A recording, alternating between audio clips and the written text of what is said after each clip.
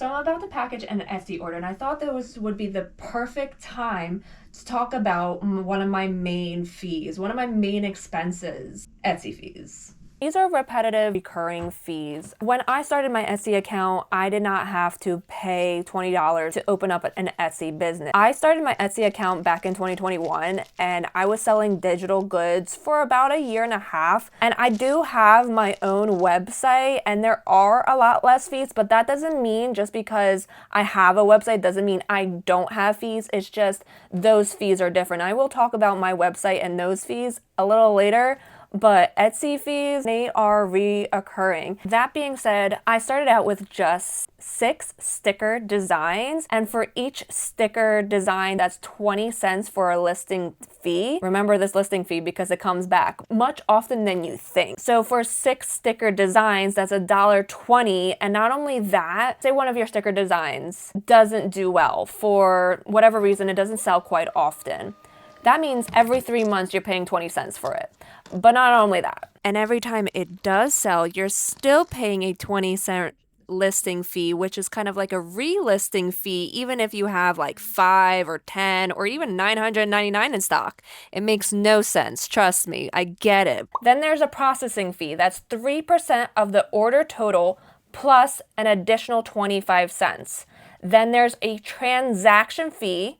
That is 6.5% of order item total.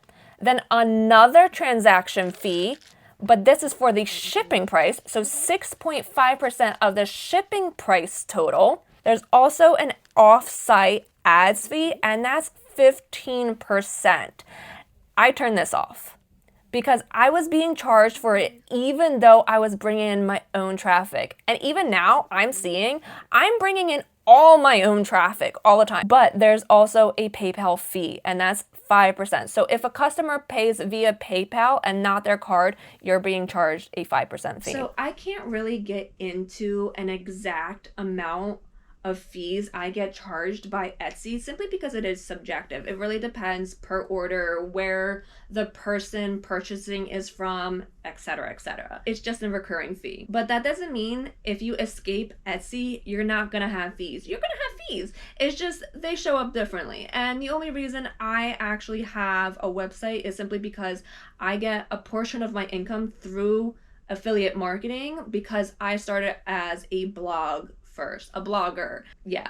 So that's a whole thing. I don't know. When you become a seller, I'm not gonna lie, I just wake up so happy. Like every sale I make, doesn't matter if you guys are buying one sticker or a digital product or whatever, it just makes me really happy. Yeah, there are a lot of costs and like hidden costs, especially to running a business, but like, I don't know, it's very fulfilling. It's funny because like I have craved for so long to not be a cog in someone else's machine. I just want to be the machine. Is that the analogy I'm looking for? I don't know, but I was so tired of being a cog in someone else's machine. It was just exhausting, you know? So like being able to make products and selling them and shipping them out really does make me happy and makes me feel really fulfilled. And I can only imagine, like, yes, you're seeing me in real time get real orders consistently, so I can only imagine like how much more like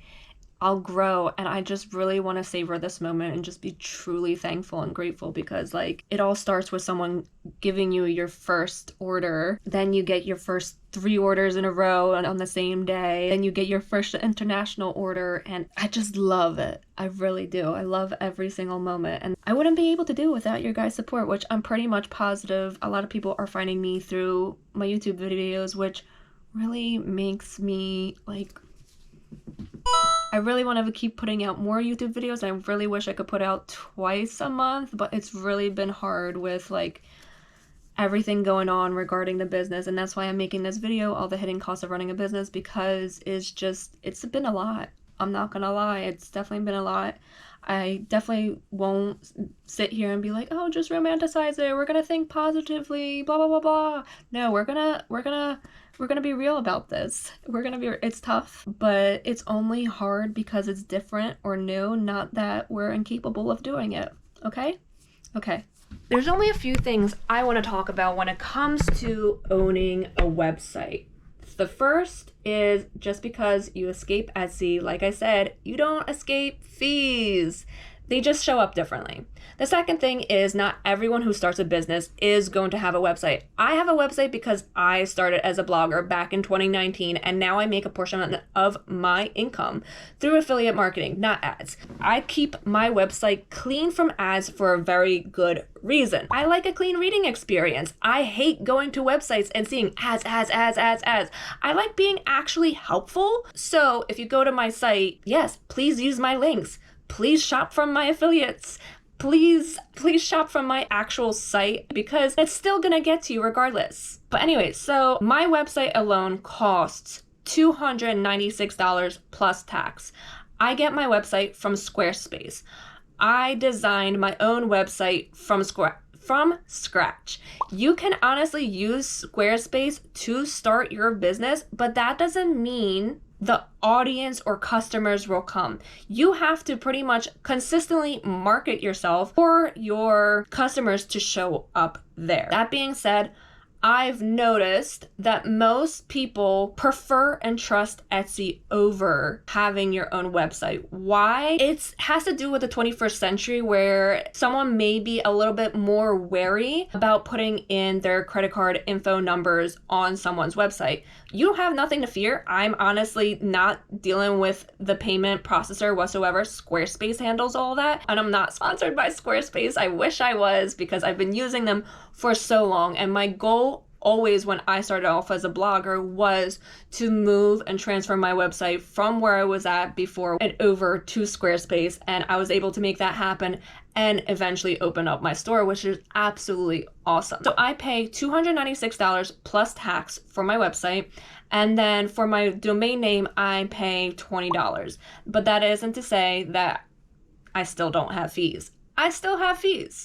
I just don't have a listing fee. I can list as much as I want on my website and not get charged a fee. But that isn't to say I don't have fees. When I sell a product and accept payments, I have a credit card rate fee of 2.9% plus 30 cents. And if I ever sell like digital content or memberships, the transaction fee for that is 5%. I save 36% annually on my website. It's worth it, honestly, because I get to sell digital goods, physical goods. I have a gorgeous website. I have a blog that reaches 500,000 people. And you might be wondering, well, why aren't you selling on your website? That's because most people come to me for my affiliates, my affiliate marketing, or my quality content on my blog, and not so much as my shop. And I'm trying to make that change. I'm trying to grow my customer and audience base to prefer my website over Etsy. You're still getting quality service regardless. And I get that a lot of people prefer Etsy because they trust Etsy, because they think Etsy has their backs. But like, come on, you got to think of it this way. Etsy is kind of like Amazon now, but like not in terms of like, oh, we're going to ship it out next day and you're going to get it in 2 days, but more so, they don't really care about us. When it comes to machines, packaging, materials, startup costs, etc., I'm actually going to create a different video for this, but I'm going to give you a general idea of just the recurring costs currently. So, materials and packaging, it comes out to roughly $50 to $80. It's not so much as a monthly cost, so much as it just takes time and it is a reoccurring cost. But this makes me about 300 to 450 stickers depending on the design. All my stickers are about 3 inches at its longest length. Do I currently have that much in stock? No. My process to make my stickers that are actually waterproof and UV resistant for over 5 years takes literally 4 to 5 days, but generally 5 days because I want the best out there. And well, it's really important for me for my stickers to withstand powder, sleet, ice, snow, rain, slush, or shine as a snowboarder. And I'm really looking forward to showing y'all in the future a video of my designs on my snowboard while I ride. That did not work.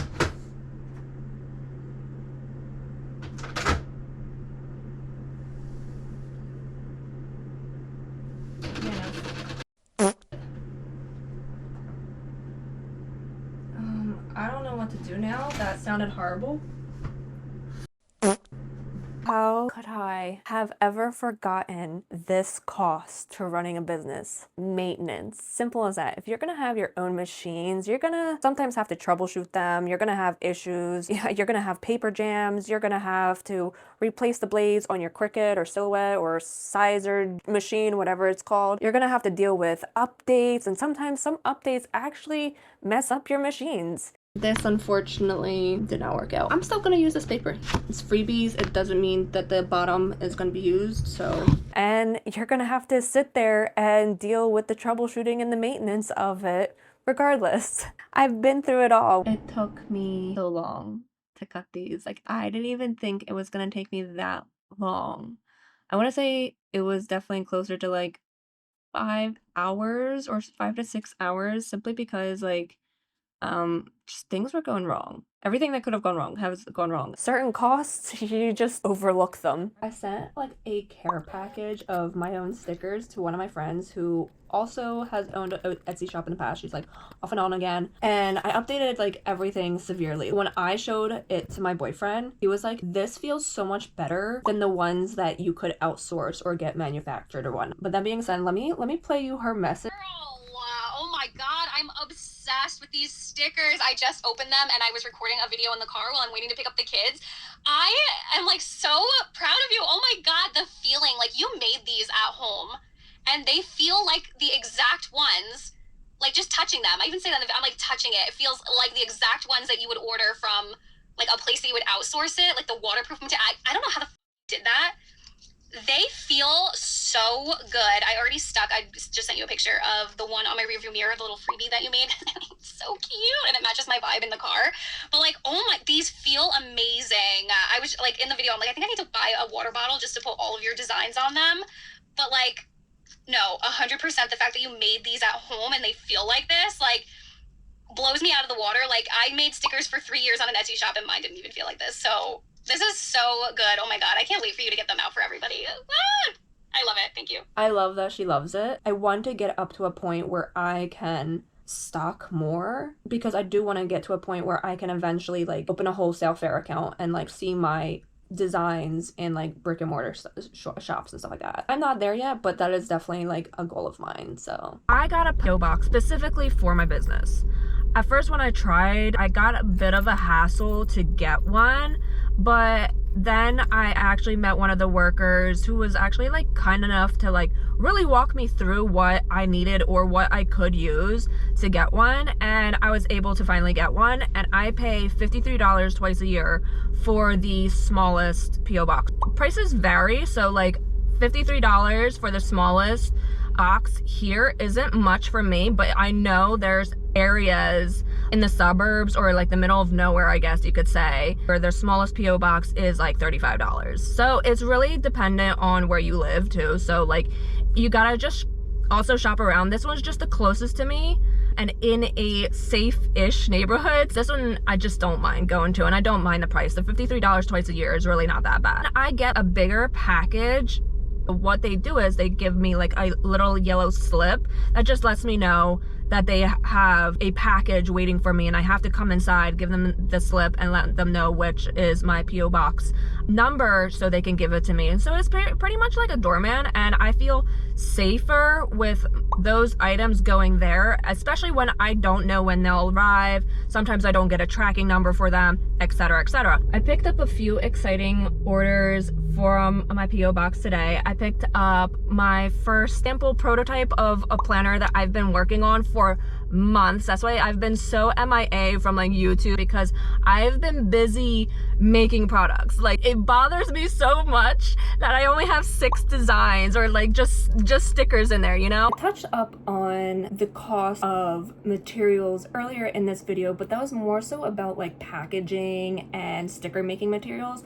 But since I was just talking about picking up samples and prototypes, I thought this would be the perfect time to transition away from that and into the fact that samples and prototypes do cost money, but the prices vary. There's no standardized price. I tried out t-shirt samples, that didn't really work out. I'm still working that out. I got a planner. This is my planner. This is in the size Royal, which is actually very intentional for two reasons. It is only slightly smaller than the B5 size, so it fits perfectly in a B5 portfolio like this. But also it is the same size name as the mountain I love to snowboard on, which is also called Royal Mountain. It's in upstate New York. It highly depends on what you want to stock and what is the goal of your business, but it also comes down to your values and whether the samples and prototypes or the manufacturers or who you want to work with is USA made or China made or some other country. Obviously, this side, the China made and some other country, is always going to be cheaper, but with everything going on with the tariffs and it's just kind of still up in the air, it was very important for me to work with USA made and local businesses. But most of the time, you're definitely going to be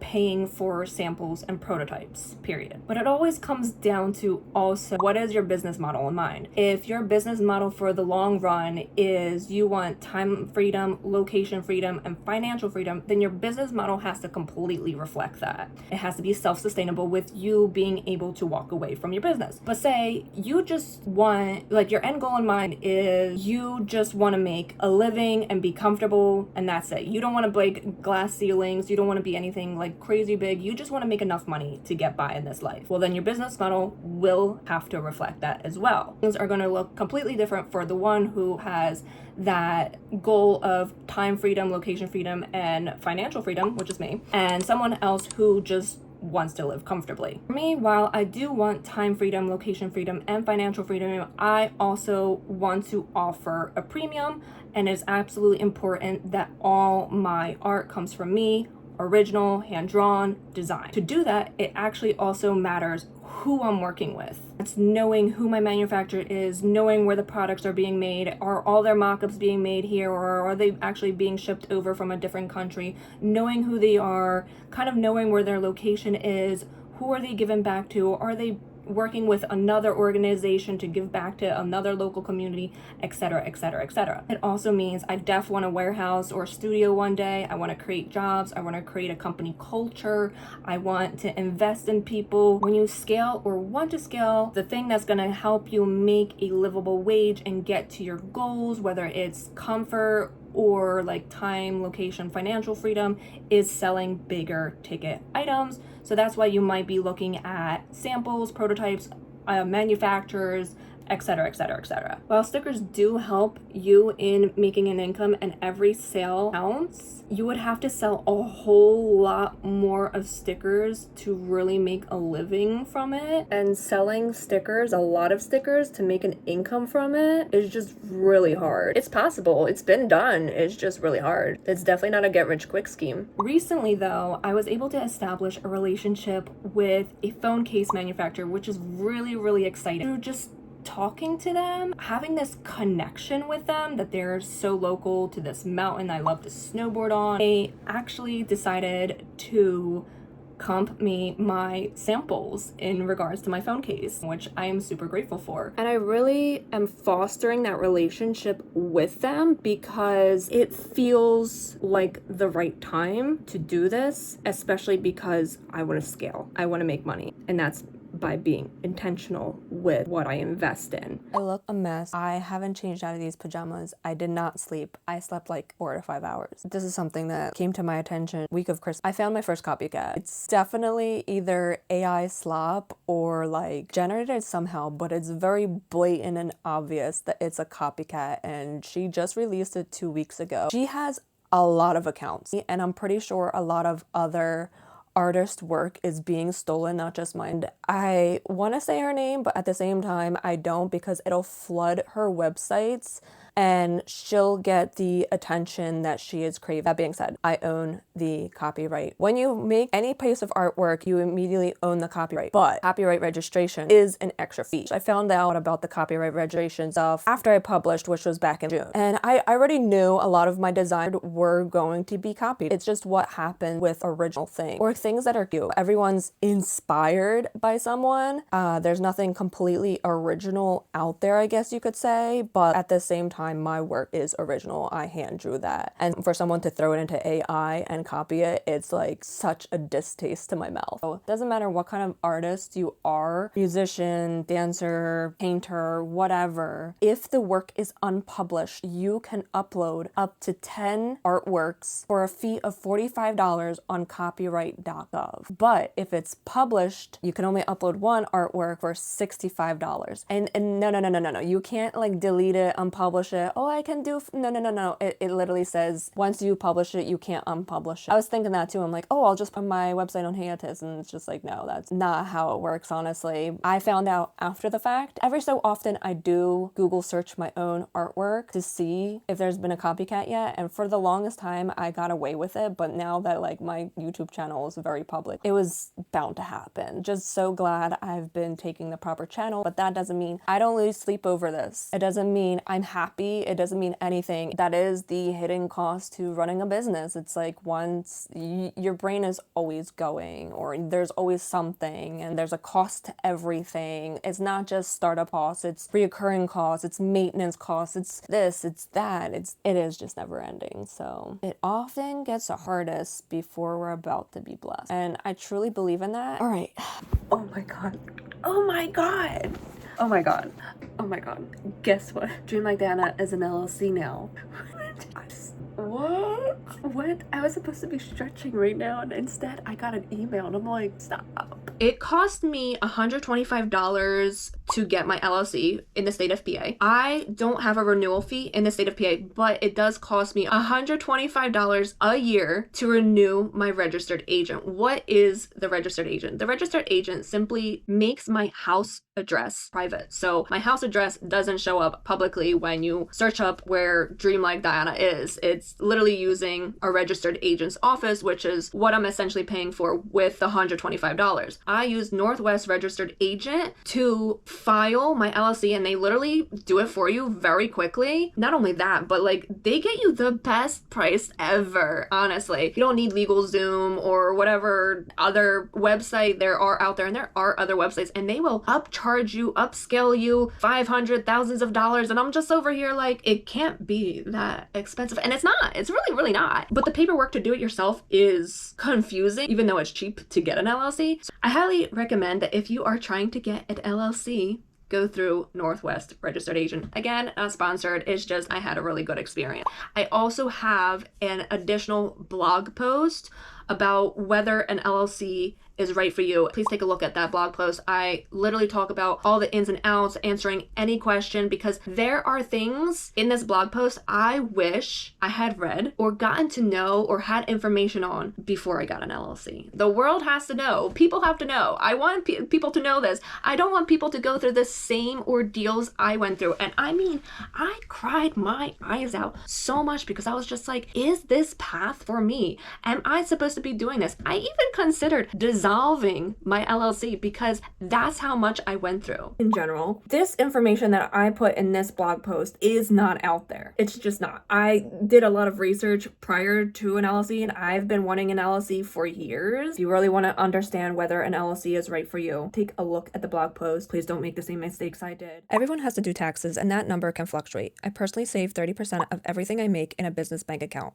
I use Relay because it has a free option. Traditional business banks often charge monthly fees and make you jump through hoops. Relay approved me in one business day, no meltdown required. For bookkeeping, I use Notion's free plan. There are other low cost or free options like Zoho Books and Wave. I did try and purchase QuickBooks through Etsy's Solopreneur plan. That's $6 a month for 3 months, and after that, it's $26 a month. But from my findings, it's extremely basic, no integrations, everything is manual. The only thing I like about it is mileage tracking and the work office automatic deduction, but it's not enough to keep me there, and $26 a month is out of my budget. I'm naturally organized, but no lie, bookkeeping still scares the shit of me. Before I was an LLC, I still tracked everything in just Notion. I was definitely more lax with it because it didn't need or have all the hoops that an LLC requires now, but it does allow me to have tax write-offs now. And this is the part that trips people up. Not everything you buy is a tax write-off. A lot of the expenses are only partially business use, and the IRS actually cares about that. I'm not a tax professional. I'm learning as I go, and I'm learning that every business owner goes through a learning by doing phase.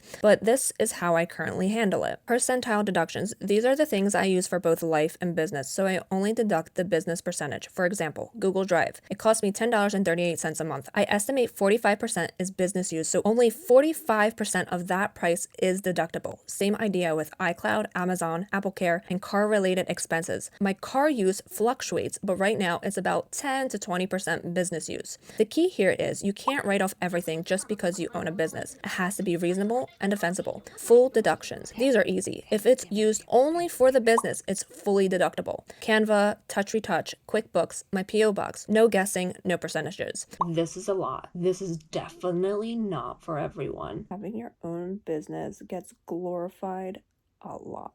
What people portray on YouTube, Instagram, whatever, it looks amazing. But do not share the ugly, the nitty gritty. Because I'm tired of this romanticized bullshit that's out there. I'm stressed. The lifestyle and what is required of you, it is not for everyone. Not. It really is not. That's pure fact. But I know I'm building something big. Like, I know, like, I'm meant for bigger. I know I just have to get through the ugly for me to receive the beauty. I've cried so many tears. Like, I know I can do it. It just takes time. Things don't always look different from moment to moment or day to day, but when you really look back on, like, the whole picture, things really did change. I was literally sitting here a week ago and I was crying my eyes out, stressed, wondering if I'm failing, and now I see the light. I know I can do this. I'll make it happen. All my time goes to the business. Whatever time I do have, like, all I want to do is like melt into doing nothing. Sometimes I get some free time, so like I color for and figure out like new color palettes for design, but that's still work. I just like, damn. You know how they say that if you love what you do, you're never going to work a day in your life? That is insanely not true. That is completely not true. It's still work. 100%. There's always going to be things that you don't like about it. It's always going to have a crap casserole. Basically the ugly side of anything you do. I'm in a really great mood today. I'm really proud of myself and I have a huge weight off my chest. I'm still making sales. I'm just so happy. But I just got a really awesome email for a partnership. Speaking of getting an email for a brand partnership, I really wanted to talk about what saves me a ton of money, but is also a business expense. And that is my professional email. Dana@dreamlikedana.com. You're probably wondering, why can't you just use a Gmail? And when you're just starting out, yeah, you totally can. And most of you are going to be on Etsy. You can use the messaging system, but if you eventually get your own website, you're going to eventually want a professional email that is your name or hi@yourprofessionalwebsite.com. I wish someone told me about this golden resource soon. I tried out Google Workspace. It's about $10 per month, but like I was underutilizing it. Everything that you pay for Google Workspace, most of us small business owners don't need and won't use, period. I use Zoho Mail. I pay $1 a month. That's $12 for the full year. Let that sink in. But I'm not just getting one email. I'm also getting as many aliases as I want. And then aliases support@dreamlikedana.com, newsletter@dreamlikedana.com. In general, it's saving me over $9 a month, and money adds up. It truly does. All in all, the cost breakdown is... And if you think this is bad, you should see the startup costs. I am definitely blessed that I have been making consistent sales since I started and do have other income coming in, but still, you tell me, are all the hidden and recurring costs worth it? Before I go, I really wanted to say thank you for supporting my channel and my little business. I highly appreciate it. See you in the next one. Toodaloo for now.